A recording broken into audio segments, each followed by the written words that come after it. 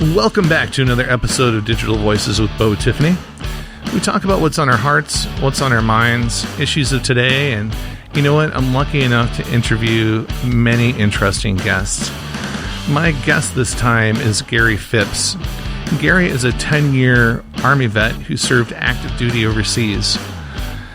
He came back after serving to become a recruiter and mentored many young recruits, changing their lives forever. Gary's story offers insight on the value of perspective and staying positive in the face of adversity. His story I found interesting and inspirational as he met his wife when he was only 4 and they grew up each other's only love. I think his story and his perspective is one that is valuable, and I was very happy to share that with all of you. So with that said, thanks for coming on the show, Gary. Thank you. Thanks for having me on. My pleasure. You know, things have been heavy lately with everything that's been going on with politics and the economy with COVID. And I've interviewed some heavier topics lately, and I saw you with your site on Match, and I thought, wow, this would be a great opportunity to have someone from the service in, get their perspective of what's going on. And I especially like the fact that you emphasize the comedy bit of yourself. So, you know, you're kind of an everyday guy, just like myself. You, tell me a little bit about your upbringing, where exactly you're from, and what's the family dynamic. I know because I read that we're just digging in. So go ahead. No, that's all right. I am a normal guy. I mean, I guess if I had to categorize myself, I mean, I try to tell people I'm more of a jack of all trades and a master of none. I mean, I know a little bit about a lot of things, but I'm definitely not an expert in any of them. But I feel like my perspective and you know, I bring a different view to a lot of things. I grew up in the Midwest near St. Louis. My mom and dad were not the most stable of a household growing up, so I was adopted by my mom's sister, my aunt and uncle. Okay. And they raised me. I grew up in the church here in the Midwest and had actually a really good time. It wasn't one of those bad churches, you know, that you hear about. People are all judgy and, you know, sure. bad environment. It was a great time. Made a lot of friends. Catholic, Pentecostal? No, non-denominational. Okay. You know, so that's actually very similar to my own upbringing. I was an orphan since I was 3. And wow. So I wasn't unfortunately able to get adopted out, but I was that, I was always in a setting that wasn't my own family. You got adopted early by a relative, which is super great. Yeah. And do you have a big, like a large, direct family, or is it just, you know, your aunt and uncle and your mom? I mean, so right now I live where I grew up pretty much. And after I got out of the Army, I finished my last 2 years of the Army here doing recruiting. Because I was voluntold. I used to jump out of airplanes, used to do a bunch of really cool stuff, but then the Army was like, hey, we need you for recruiting. And I was like, I guess I had no choice. But luckily, I got to end up coming back home. And we do have a lot of family here. But it's not really family we spend a lot of time with. Some of the side of my family, you know, that lived around here are involved in drugs and a bunch of things like that I don't want my kids around. Right. So really, we just have a couple close family members that we see every now and then, or that comes and visits. But other than that, it's just me, my wife, and 3 kids. Well, so you're kind of an adventure guy. I mean, jumping out of airplanes and doing that kind of stuff. What were you like in high school? Were you into sports? Were you just as adventuresome as you are today? I was pretty crazy. I was pretty crazy in high school. Not in a bad way. No. Yeah, I made decent grades. Had a lot of friends. I was definitely, I was voted class clown my senior year. It's in my yearbook, me being all silly. I mean, I used to come to school wearing a 70s style suit. Oh, that's great. Goodwill. just because I felt like it, you know, and I used to skateboard through the hallways sometimes in my school. Like, it was ridiculous, some of the stuff that they let us get away with. But I had a really good time. Still friends with a lot of the people I went to high school with. It wasn't a big high school, so you pretty much knew everybody. Yeah. But yeah, I was pretty outgoing most of my life. Well, then what gave you the drive to get into serving for the country? You know, enlisting is a heck of a thing, going from skateboarding in the halls and wearing 70s suits. Yeah, I growing up, it was always something I thought about. I mean, being a red-blooded young American boy, you know, I'm running around outside with my friends playing war and playing Army and all that kind of stuff. And my grandpa served in World War II. My uncle served in Vietnam. My older cousin was a Ranger in the Army. He served during the initial invasion of Iraq. Okay. And then, you know, after high school, I moved to Tennessee to move back in with my aunt and uncle. Because I lived with my dad for a couple of years during high school. And after I moved down there, I graduated high school. I didn't really have an idea what I wanted to do with my life. And I could either go work construction on the road, which is living at hotels and not always being around the most reputable people, or I could have joined the Army. And luckily I made the right decision and, you know, decided to take that harder route and kind of push myself. And it calmed me down. How I always tell people that knew me whenever I was younger, you know, they're like, man, you're worse than what you were whenever you were younger. And I was like, yeah, it took me going to war to calm down, you know, to kind of get that ADD side of me suppressed a little bit. But I'm definitely still.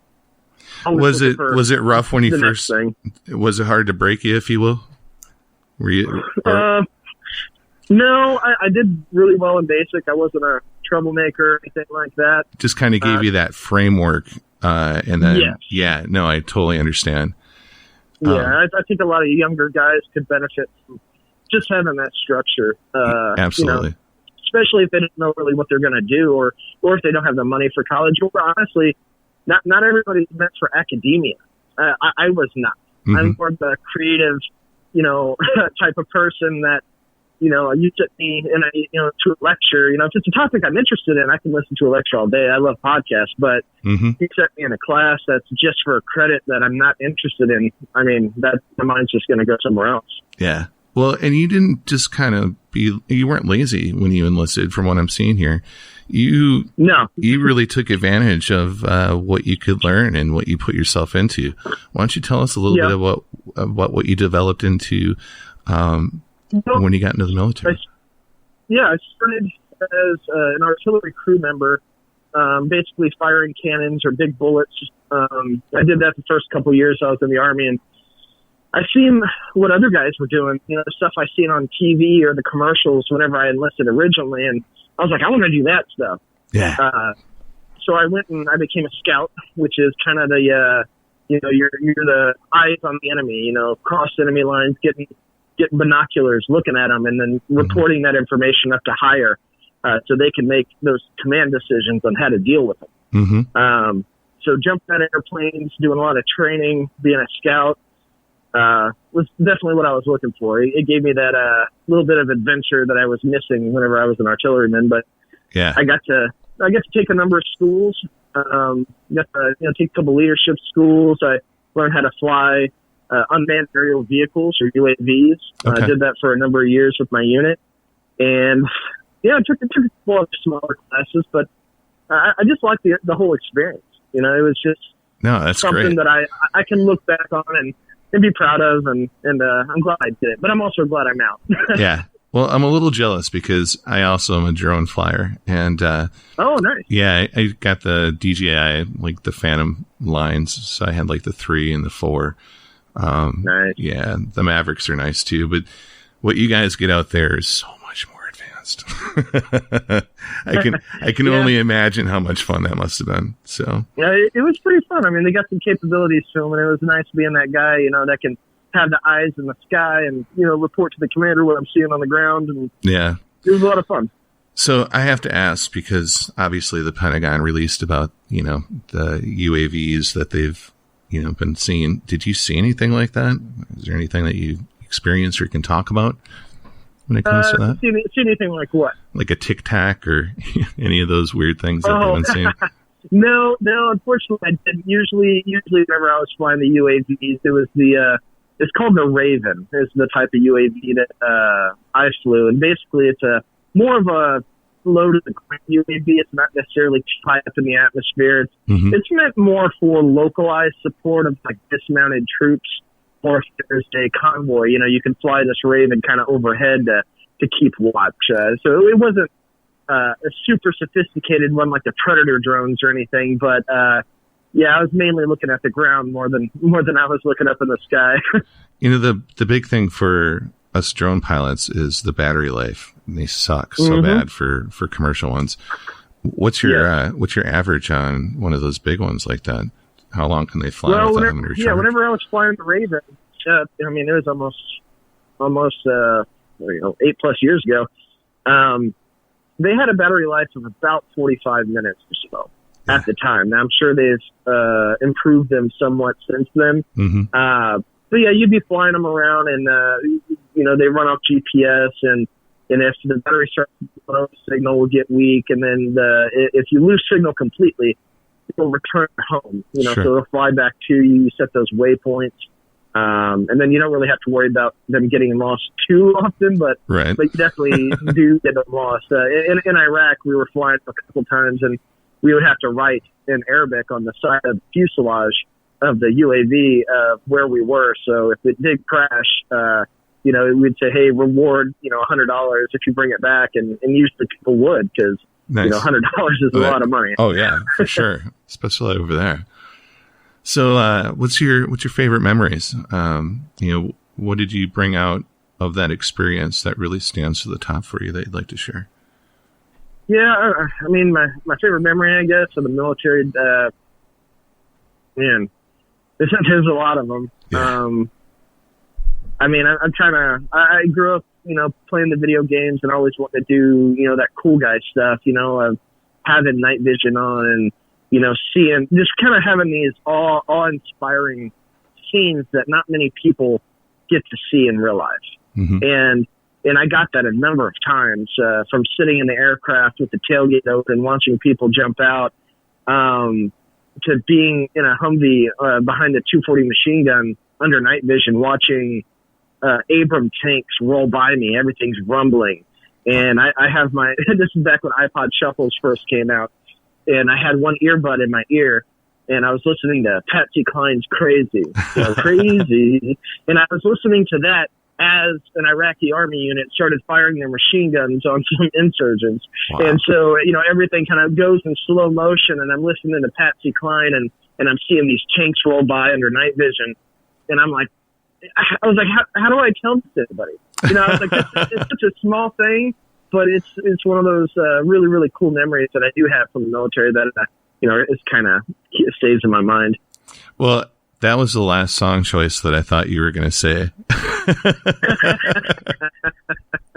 Yeah, I grew up, my grandma and grandpa used to play Patsy Cline on their record player whenever I was growing up in their house. So I liked Patsy Cline for quite a while. Well, and we have a lot in common. So like my grandparents also big Patsy Cline fans. That's awesome. Yeah. And I grew up listening to her.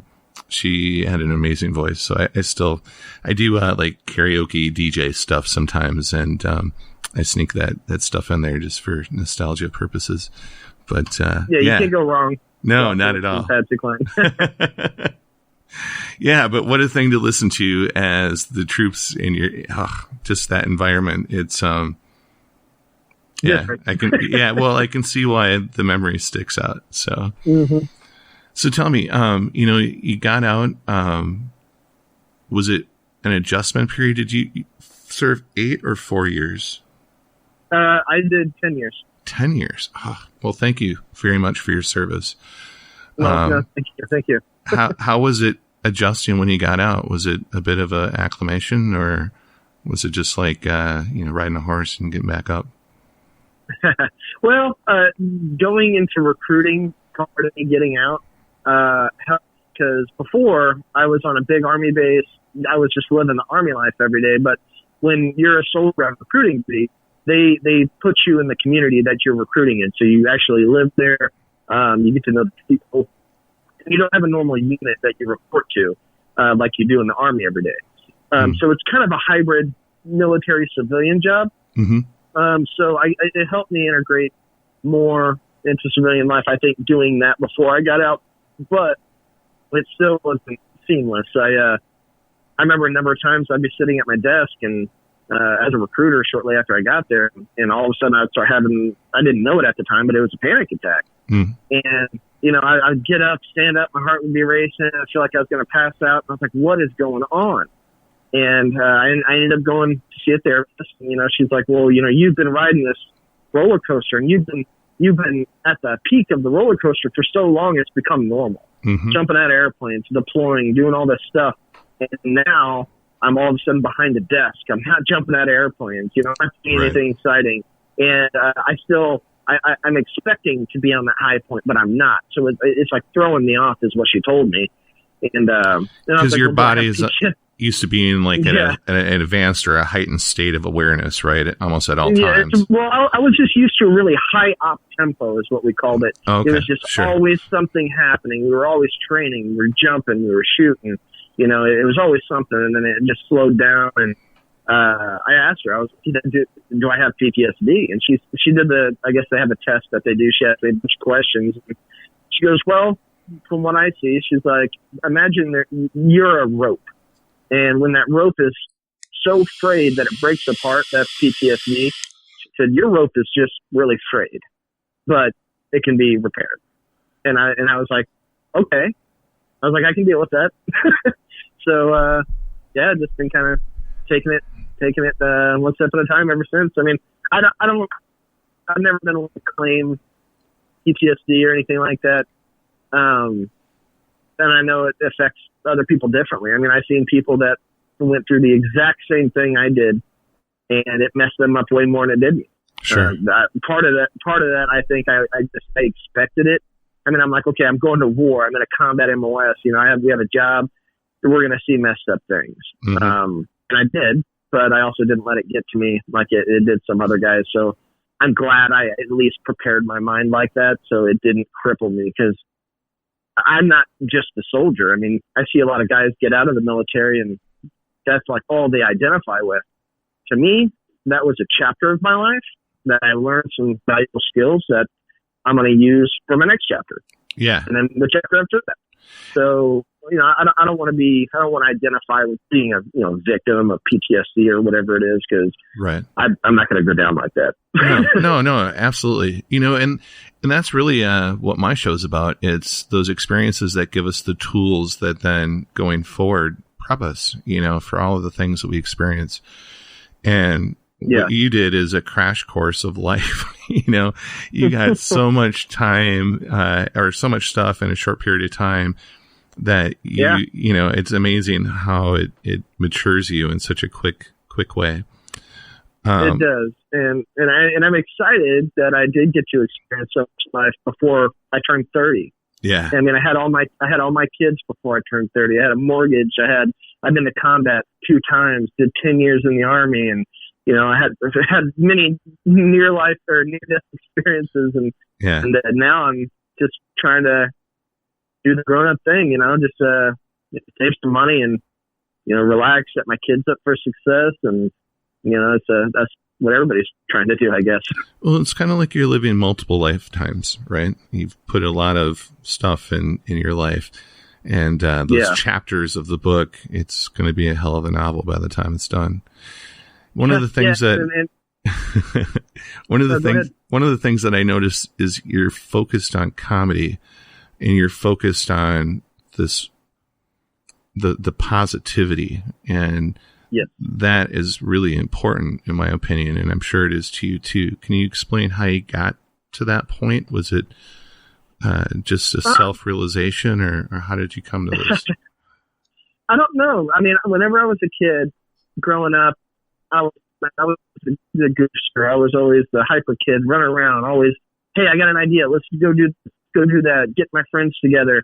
And if, I see a lull in the conversation, or if somebody's sad, that's not fun.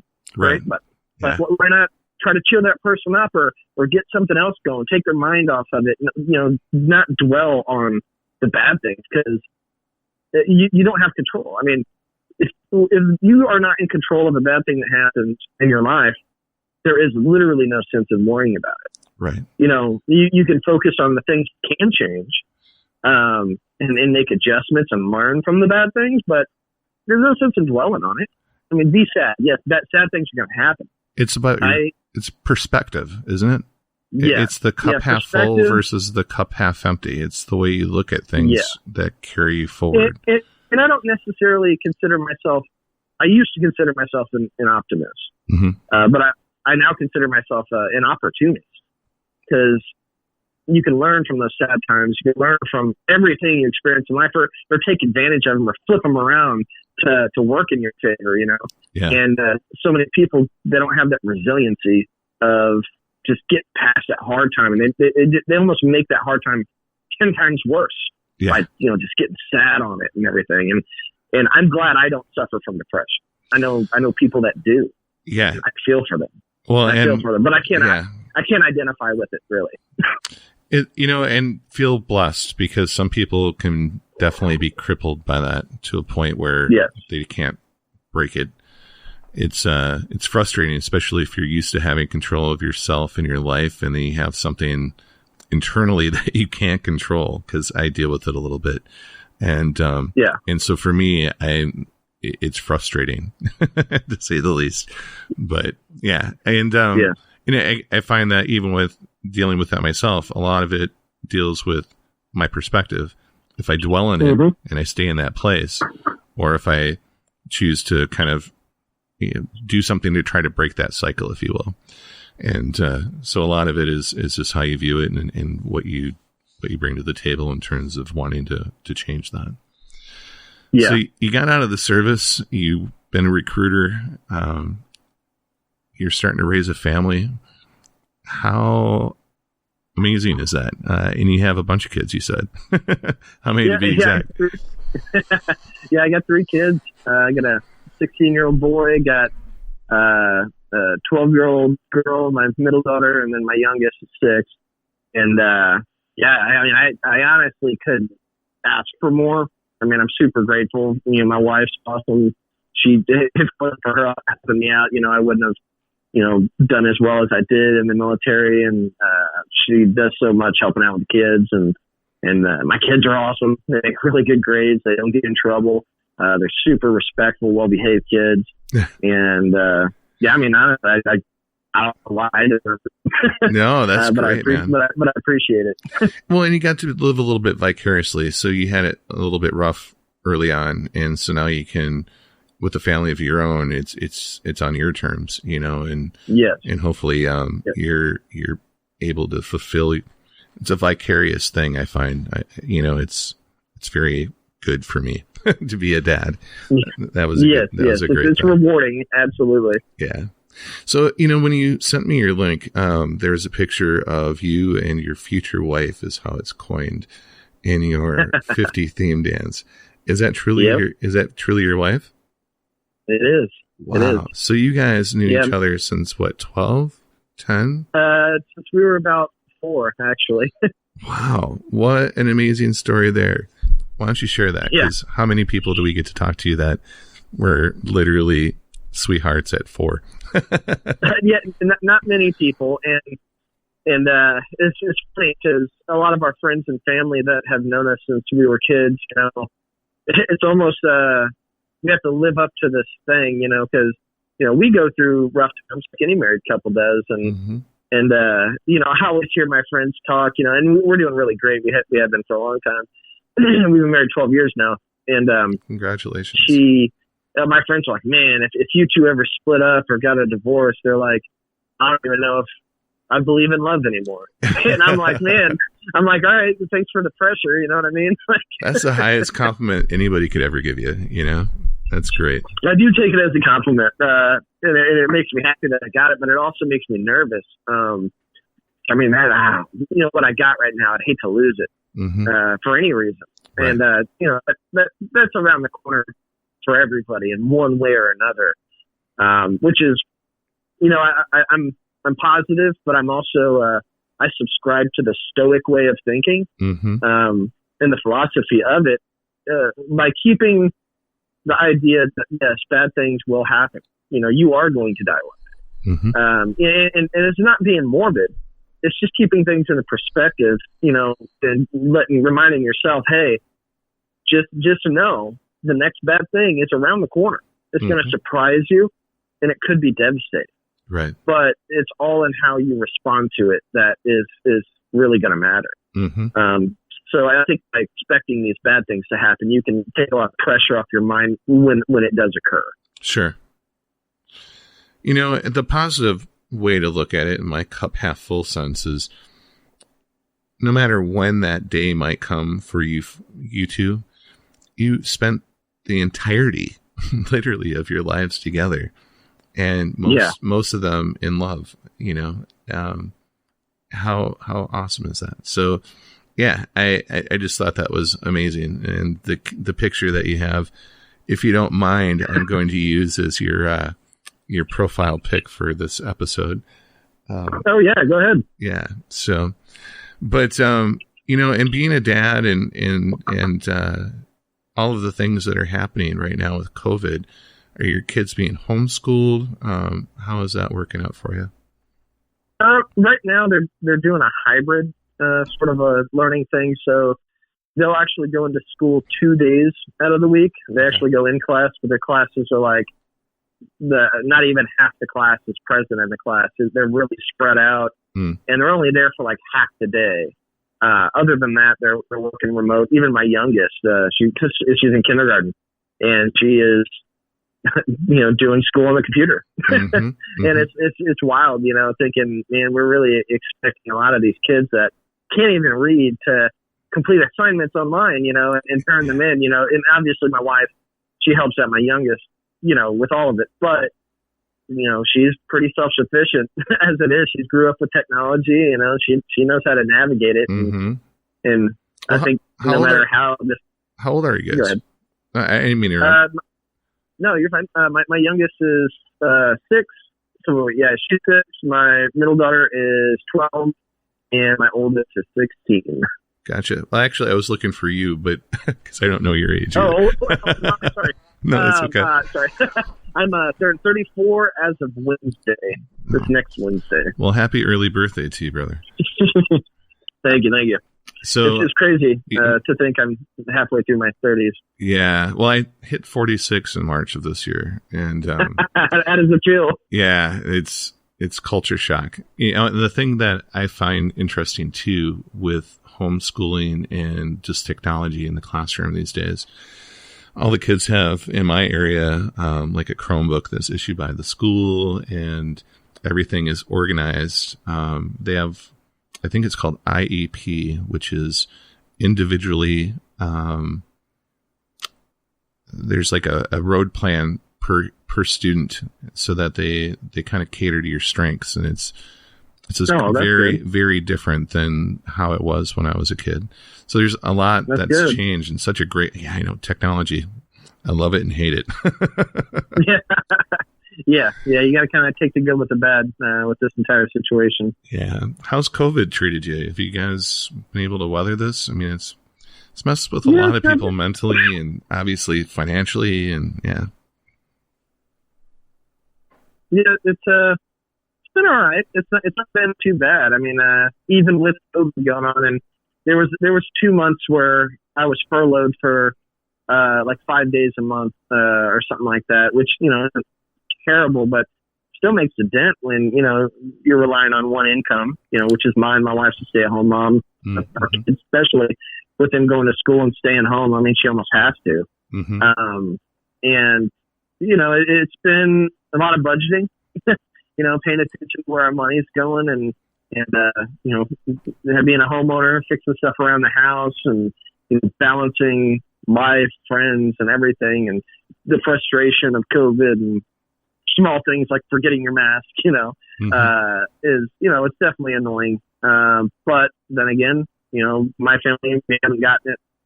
We've had some close friends that have gotten it. And they've recovered just fine. And so I'm not necessarily worried about it.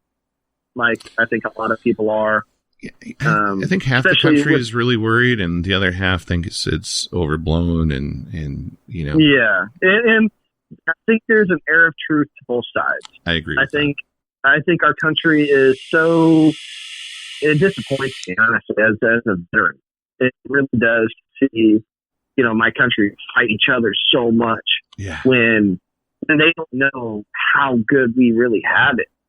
That people are crying outrage at the smallest things when, I was in Iraq and I see a little kid, orphan because his dad just died, and they're just dirt poor. And, people over here think they got it so bad and they just don't. They don't.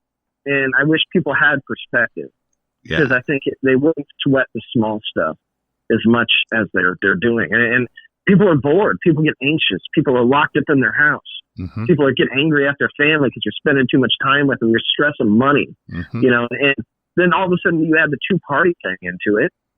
That's why I'm a libertarian for the most part. I like being more middle ground. I want to think for myself. I like freedom and liberty. I don't like identifying with either of those parties. They both have horrible aspects. I completely agree. And I think it's just splitting our country in two, and it makes me sad. And I wish it wasn't like that. And who knows where everything's going to go? But I'm just trying to do my part to spread reason, reason and humor to my friends, family, and anybody else that'll listen to me. That's a great and positive way to deal with that. But we are in a time right now that is blowing my mind. What we see out of our two-party system is a lesser of two evils all the time. And the things we see on TV politically really are embarrassing as a citizen. And nothing ever really gets done. It's, the Republicans undo what the Democrats did, and the Democrats, it's just around and around, rather than a progressive scale of development. We're fighting each other every 4 years, and it's frustrating. It is. And our forefathers actually had a warning about this. When we formed our fledgling country back in the day, excuse me, they said, to not get involved with the party system, because they said that it'll literally do what we're doing now. It'll pit us against ourselves, and it'll be our undoing, most likely. I mean, as a country, you can talk about our debt as much as you want. You can talk about anything else, but military power, economic power in the world. I mean, we are the leader in those areas, and that's good for us as citizens. Mm-hmm. But I mean, when we look at ourselves through poor policy or overregulation or just economic collapse, I mean, that's when we mess ourselves up and leave ourselves weak. And I think it's slowly happening right now. I don't like it. How do we get past this? I mean, what do we need to do? Obviously focusing on positives is great, but I find this paradox where you have, and hopefully you can relate to this if anybody can, you have one person that might want to be peaceful and work coexisting, and then you have one person that's greedy and just wants to be a totalitarian, and so he'll kill the peaceful person, and then there's no more peace, so it's this, I feel like human nature has a flaw, in I don't know if it's a greed flaw or what better way to define it than greed, but there's something inside of us that wants what you have, or, you know what I mean? And sometimes, they'll take things. I think that's why people steal as often as they do. And I don't know what this flaw is, but it seems that, one constant within history is war, and it seems like the times of peace in the grand scheme of history are rather small. And even now there's how many wars going on worldwide currently? It's there's a lot. And I was talking about this the other day with a couple of my friends who were sitting around a campfire, and we always like to sit around and, have a couple drinks. And I have a pretty good core group of friends where, we don't just sit around and play around. We actually talk about some deep stuff. We talk about what's bothering us, what's going on in the world, and explore ideas that, might seem silly, but, there's some theoretical, reasons behind it. And, it's fun exploring these things. And I told him, I said, think about this, the whole timeline of the world stretched out in front of you, just one line from beginning to now. We are in the small sliver of people who are existing right now. Mm-hmm. All those billions of people that lived before us that are dead. We aren't. We're here right now. And that's mind blowing to me that we're here, mm-hmm. And, I don't know if you get why that's exciting like it is for me, but it's like, I really love that movie Dead Poets Society. I shared something on my socials the other day. It was a quote by Robin Williams in there. And basically it's just saying, take advantage of the time now. And he quoted another poet that said something along the lines of, gather you rosebuds while ye may, old time is a flying, for the flower that smiles today, tomorrow will be dying. Mm-hmm. And ever since I heard that, I was like, man, that's awesome. And that's why I like being positive. That's why I like being funny. Yeah. Because you only have a finite amount of time to enjoy. Why spend that time being a negative, sad person mm-hmm. when you could enjoy it? So true. So true, man. Ugh. I can't imagine how your kids are going to turn out, because you sound like you turn into quite the individual. Well, my kids are, they seem like they're turning out good, and they definitely have bits of me and bits of my wife as far as personalities go. And I have no doubt that they're all gonna be awesome. Maybe you'll have a future president. We need a good family person to actually. I think there should be an age limit too. Like if you're over the age of retirement, then you shouldn't be able to serve as a president. I mean, I'm going to go there. Yeah, you should be able to relate more with your with your people. Those idealisms, change with the generations. But if you got somebody 80 trying to instill ideals that happened back in the 40s, it's frustrating. Now, do you know much about the Overton window? I don't. So basically, it's like picture again a timeline throughout history. Mm-hmm.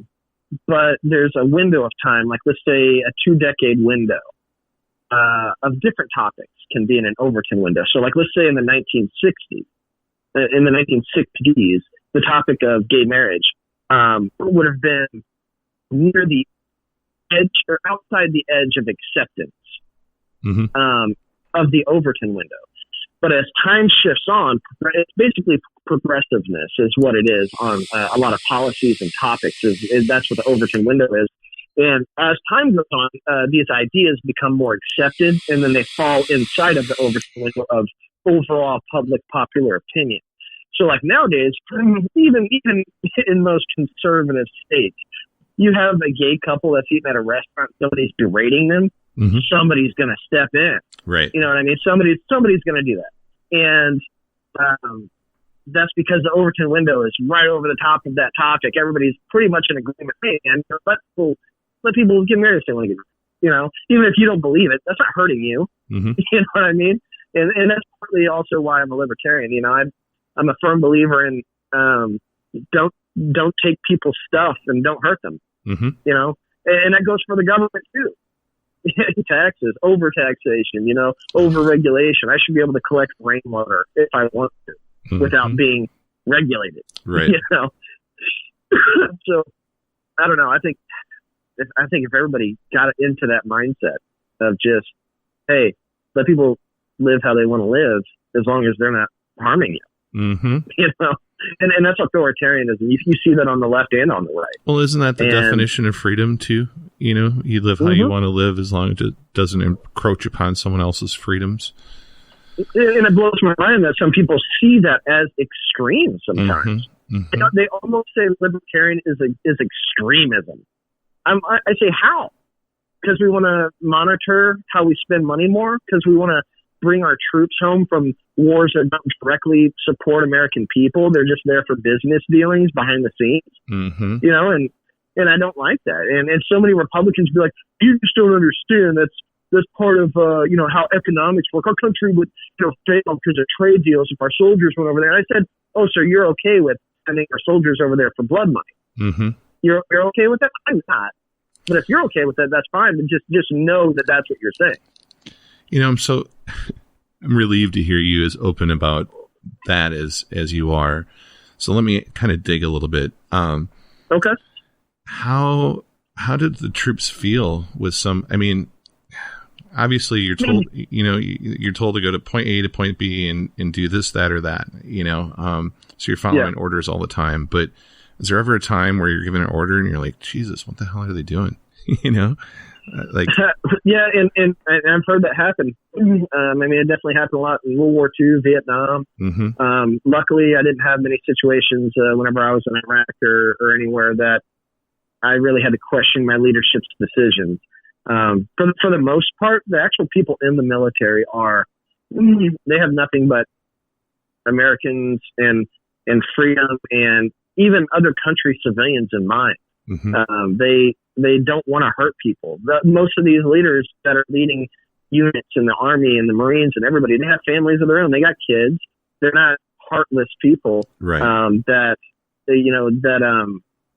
will just go out there and kill civilians or something like, you know, a lot of people will paint the military like. So luckily I never had to deal with that, personally. No. It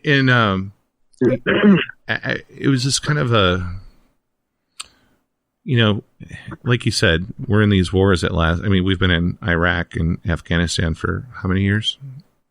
Yeah. You know, almost 20. Yeah. I mean, I don't know.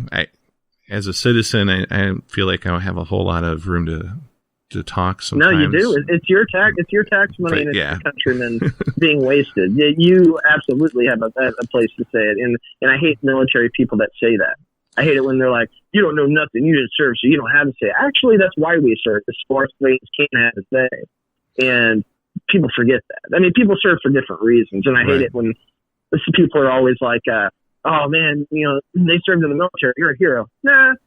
I mean, maybe I can say that just because I was in, but there's a lot of non-heroes, a lot of dirtbags that serve in the military, just like any profession. But I don't know, man. Everybody, I guess your experience may vary with anything. Right. Yeah. No.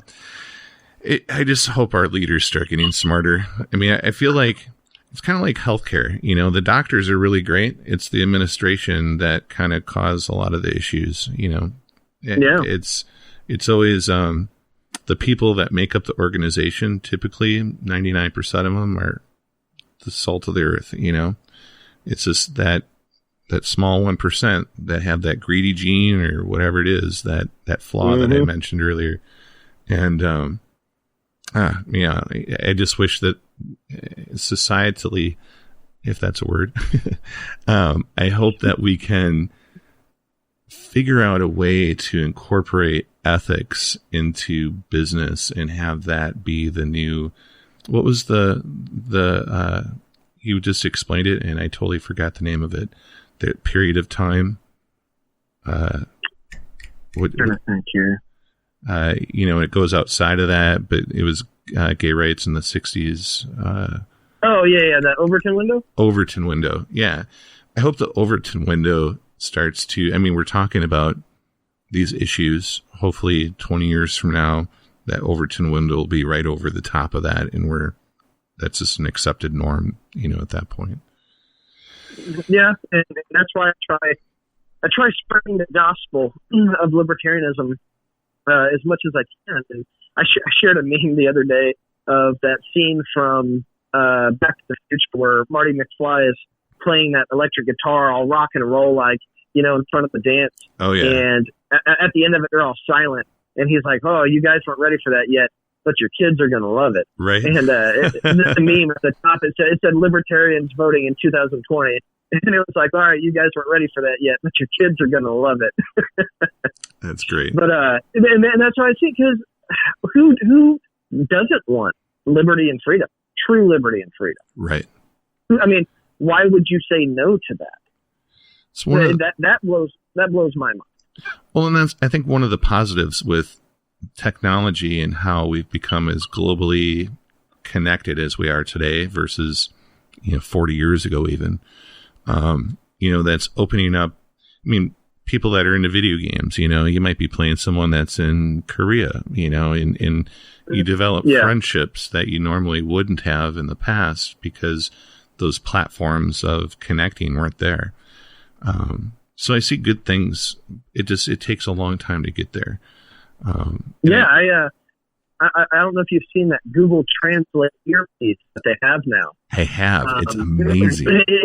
That piece of technology. I mean, give it 10 more years. Oh yeah. Like, what if they refine that so well that you don't even have to change the settings on it? You just, if you're in a room full of multilingual people and they're talking, you can understand everything everyone's saying. Right. And imagine if everybody had that earpiece. Yeah. When you're traveling or when you're talking to somebody, you're just blowing each other's minds and you're finding these common connections and similarities, and you're like, you know what? Maybe we're not that different. No. And yeah, absolutely. Our countries can become more friendly, and we can get to understand each other's ideals a little bit more. Mm-hmm. Mm-hmm. Yeah, it's remember that movie Ants? It was like a Pixar movie or something. They were. I don't know. There was I watched it with my kids. So there's these grasshoppers that would raid the ant colony and take all their food and ants. Yeah. Yes, I thought you said dance. No. Yeah. No. I love ants. Yeah, that's a good movie. But like when you have all the ants stand up, then they can overpower anything. And I feel like connecting with these thoughts and these idealisms independently, like you do with your friends around the campfire or on the podcast here with me, or just in some interaction, that spreads. That's what creates that effect that you talked about that I can't remember. Oh, Overton. Thank you. Yeah. So let me plug a little bit about what you're doing these days. So you went from doing, recruiting and, serving. Now you're into digital marketing and social media consulting. Tell us a little bit about that. Well, whenever I was an Army recruiter, one of the duties that was given to me was to, start a Facebook page for our recruiting station that we had. So, we could get local, kids, families, and community connected into the Army a little bit, become a little bit more integrated, tell them a little bit more about, what we can offer, change that mindset, of the previous generation of, the recruiters are always lying to you, or, they're just trying to get you so they can put you on the front lines or something like that. Mm-hmm. And I'll be honest, in today's society with the internet and Google, recruiters cannot lie to you like they used to be able to. Parents should feel way more comfortable if their kids are considering the military of, doing a little bit of research, Googling, bringing that information in, talking to the recruiter, and they will help you out the best way you can, or at least they should. I mean, I tried my best. I helped out a number of kids and pointed them in the right direction, got them out of, really bad home lives, got them out of the area for a little bit so they could find themselves and not get stuck in the same, ruts that their parents did.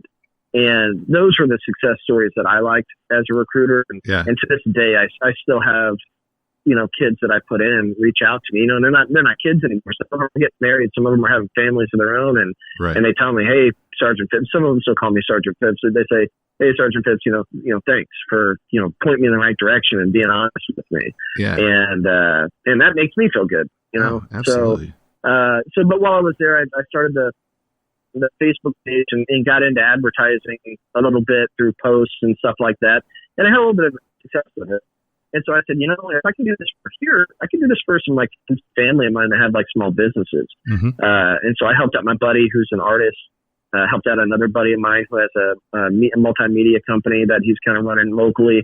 And so what are you doing? I really started to like it. Are you doing graphics, or are you doing more keywords and A little bit of everything. Like I said, kind of a jack of all trades. So I use, I don't know if you ever heard of Canva. But Canva is kind of a really easy content creation tool where you can make anything from posters to brochures to posts for Facebook, Twitter, Instagram. Sure. And then I also use some video creation programs similar to that.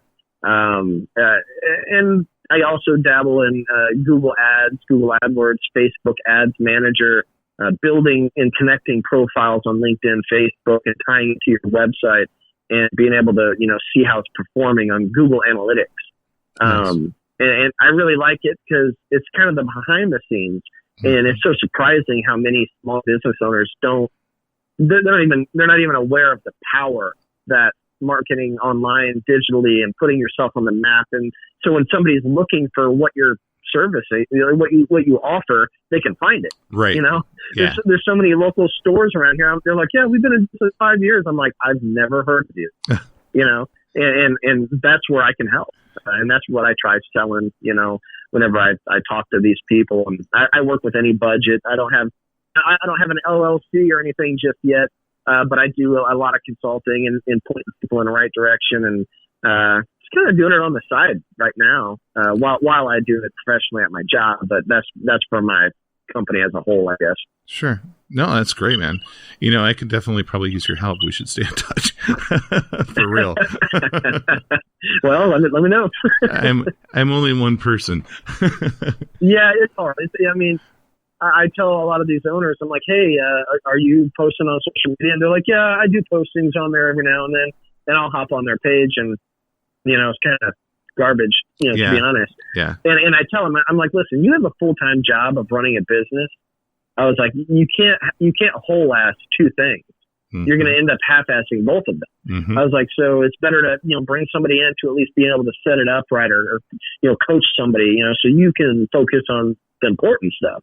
Right. And, so many people think they can juggle it all, and it's really not feasible. So tell us, how do we find you? How do my listeners find you if they want to get connected with you and get your help with social media marketing or whatever that might be? Yeah, my website is Gary-Phipps.com. That's GARY-PHIPPS.com. And I have a contact form on there. I believe my email's on there. And then also you can find me on socials at Gary Bear 86.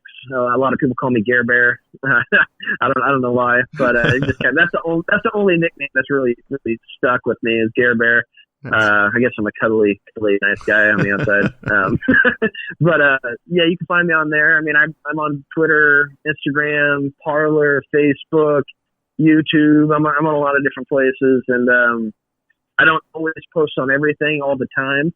I try to get out there as much as possible. I'm trying to write a little bit more. I do a little bit of short stories every now and then. I write an article on just current events, my ramblings in my mind. And I kind of lack direction at the time, honestly, when it comes to what I'm doing, I guess, publicly or whatever you want to call it. I just like talking. I like talking about topics. I like exploring ideas. I like asking hard questions. Mm-hmm. And I like poking fun at the ridiculousness of society and how people are not to be mean, but to bring awareness of how silly it is sometimes. Yeah. To show the hypocrisy, to show how contradictive some people can be, their actions, their statements, and just let people know, it's not that serious. It can get real serious real fast if we make stupid decisions. Mm-hmm. But it's not that serious just yet. Let's still love each other. Let's still be nice to each other. If you're a Republican, go to your Democrats neighbor's house, and mm-hmm. and bring him a dinner festival. Say, hey, how's it going? Something like that. Just be nice to each other. I think if people just did that a little bit more, mm-hmm. life would just be so much easier for everybody. Oh, big time. I moved to Savannah, Georgia when I was in my early 20s. And when I moved out there, I was in a residential neighborhood on an old plantation. But the neighbors all brought some kind of like pies, and we had like a clam bake that weekend. And, it was the sense of community that I experienced there. We don't have that here in Wisconsin. But we can, we can easily create it, though. We just need to. Yeah, you can. It's and those it's infectious. Small things. Yeah. It's infectious after a minute of doing it. Yeah. But then again, I will also have to say, people in the South, different breed. Yeah. I have family down there. My wife's family's from there. People in Texas. Sometimes it can be rough around the edges, but when it comes to being cordial, being a good host, you can't beat them. No, not at all. The other thing that I found infectious was the food. Oh my God, I think I gained like 20 pounds when I was down there. Oh, Southern food. Oh, it's so good. Well, my wife learned all of her cooking from her family who lives in the South, and my wife's an amazing cook. And you are a lucky man, but you deserve it. You have earned every bit of it, man. I'll tell you. No, I appreciate it. I trust me. I'm taking full advantage of it. You can tell by my waist. I would be remiss if I didn't ask you one tough question. Yeah. We just had this election. We're currently fighting over who's going to be the winner, even though it seems pretty obvious. As an enlisted person who served, how are you looking at this? Is this another embarrassment to you? I mean, how are your feelings on this? I mean, how we're handling it as a country is an embarrassment to me. I mean, I guess if I'm a represent, what I think, the military thought might be behind it. And I think everybody kind of is embarrassed by it a little bit, no matter what side you're on. But for me, and just like 90% of their military folk that have their heads screwed on straight, we joined to support and defend the Constitution of the United States from all enemies, foreign and domestic. And that also means upholding a fair, constitutional democratic process when it comes to voting in elections. So no matter which side is found to be at fault, whether it's one I agree with or not, I'm still going to support a fair election. That's democracy. That's kind of the glue that keeps us from falling into chaos. Right. And I think as a current military, enlisted soldier or just a veteran, we kind of have that in the back of our minds. And honestly, myself, I'm a big gun enthusiast, but I'm also a freedom enthusiast. So, I mean, if my freedoms and my kids' freedoms will be jeopardized or, the American way of life, well, I mean, I'm not afraid to pick up arms if need be, just like our forefathers had to do. A lot of people are against guns, but that's, you can believe it or not, but that's why we're a country, is because we had guns and we refused to give them back to the British. That's exactly right. No. And people forget that, and they say, let's get rid of them. Well, what's to stop our own government from becoming tyrannical? Right. What's to keep us from maintaining our independence? And that's a well-armed population. And unfortunately, you're going to have violence that comes along with that. But we can't go back to stones and sticks. There's no way to do it. One thing that I had a tough time with the last 4 years was just watching someone that should have been acting presidential not act so presidential. And I was really surprised with this election, because I thought that more people, I didn't realize how close it was going to be. I think is probably the best way to word that. And I guess, what are your thoughts on that? Was it surprising to you? I mean, you can disclose who you voted for if you'd like. Otherwise, keep that confidential. Yeah, no, I made it pretty obvious on my social media. I mean, I supported Jo Jorgensen for the past year and a half as soon as she popped out at running for the Libertarian Party. Yeah. And I've been I was more of a fan of Trump in 2016. And I considered myself a Republican at the time. And then as time went on, and I kind of realized, what do I actually believe and support? And I don't like just going with what the mob says or what your team says. Right. I like to go with what I believe. And I found, there's a whole group of people that believe pretty much what I believe and it's called libertarians. And even though a lot of libertarians don't necessarily agree 100% on everything, nobody does, they still have the main core thing that I care about, and that's just freedom and liberty for the individual. The individual is the smallest minority. It's literally the smallest. You as just a person that wants to live your life. If you have a group of people telling you, no, sorry, we don't like how you're doing that. You have to do it this way. Yeah. Why? No, you're 100% right on. You know, we talked about the two-party system earlier in our talk, and I really feel like that needs to be revamped. You know, it's limiting, and then you have, you know, this lesser of two evils situation, and I wish that we could open that up a little bit more. I think it's easier to control that by the lobbyists when you're only dealing with a two-party system versus, I mean, even if we take a look at Parliament over in England, how many different, you know, what are your thoughts? I think we need to just do away with parties. I mean, how would that work? How would that look? Have people run independently. Have people earn their own support based off their policies, what they believe in, and not have these super PACs with agendas behind them. And you have to get all these people to agree with you before you're even allowed to be on the debate stage. I mean, yes, there has to be a threshold. You can't have 450 people debating. You know, that's too many people. Right. But just like you were saying, technology is an amazing thing. Why can't we have a large list of candidates that everybody can explore and see who they align most with? Who's the most charismatic? Who do you think's going to be a better leader? Who seems like they got their stuff together for? Mm-hmm. You know, and then just vote how you vote.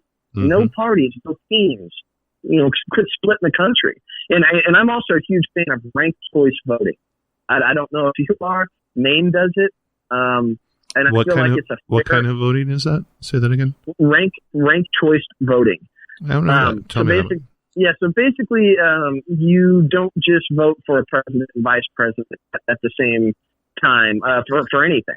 They give you a list. You have 1, 2, 3, and 4, or however many candidates are running at that time. Okay. And you put your number one candidate as number 1. You find the other candidate as number 2, and then you order them however you rank them personally. So after all the votes are tallied up, they compare them.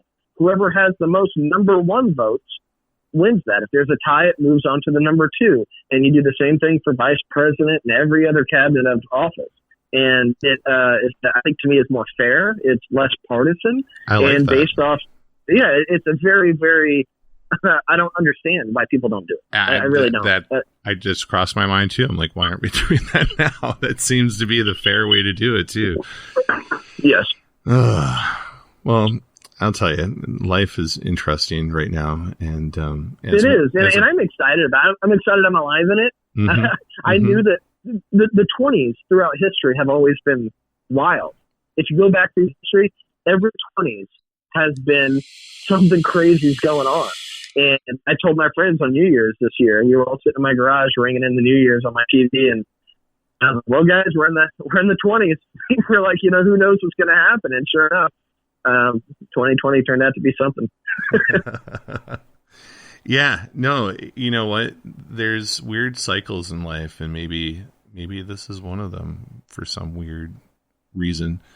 I don't know. The wiser we get, or the more we grow in terms of technology and science, we understand things that we never understood before. So there's probably a rhyme and a reason to have something secular. Yeah, we'll learn something from it. The question is, are we going to learn it the hard way or the easy way?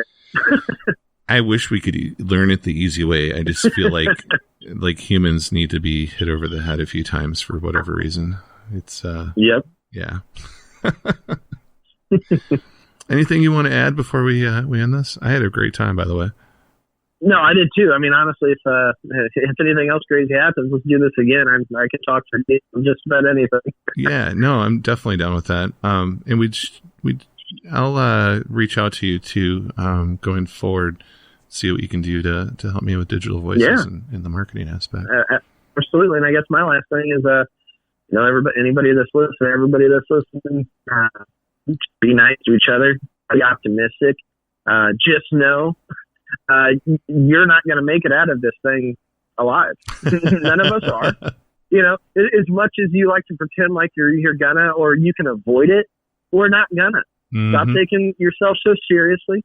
stop fighting all the time. Stop wasting your life on negative things and people and places, and really try to enjoy life, because it's going to go by so fast. And I want to be that old guy. I want to be that grandpa that's sitting in my nice cozy den with my leather-bound books and mahogany shelves. And my grandkids are coming in and they're like, "Grandpa, what's that picture?" I'll be like, "Oh, that's whenever I was on an adventure in South America doing this." Right. So that's me jumping out of an airplane, in the Army, or, that's me doing this. I want to have these rich experiences I can pass on to my kids. And I feel like some people forget that, you're going to die. Yeah. And taking the time to make those memories, people, it's sometimes there's so many people that hardly even leave their house, Yeah. And they deny themselves the experiences that life can give them just because they don't even expose themselves to life. So my addition to that, to the people that are listening, is, take a step out of your comfort zone, take a step out of your own backyard and open your eyes and look around. It's amazing what you can see and what you can learn. So with that said, I really appreciated your time today. And thank you. Well, I enjoyed it. Yeah, me too, brother. I will, to make this easy, I'll just cut it now. If you can send me some links, I'm not recording anymore, but if you can send me those links that you stated, I'll just add those to the description, and then they can be easily found. That way I don't have to re-listen to that segment to try to do it. Okay. Can I send those to you tomorrow, or do you need them tonight? Oh, no. Take your time. Send them to me tomorrow. That'd be fine. Awesome. And then I will have this edited and posted by Friday of this coming Friday. That's awesome. I'll make sure and share it. Sounds great. All right. You have yourself a great day, okay? You too. All right. Bye, Gary. Bye.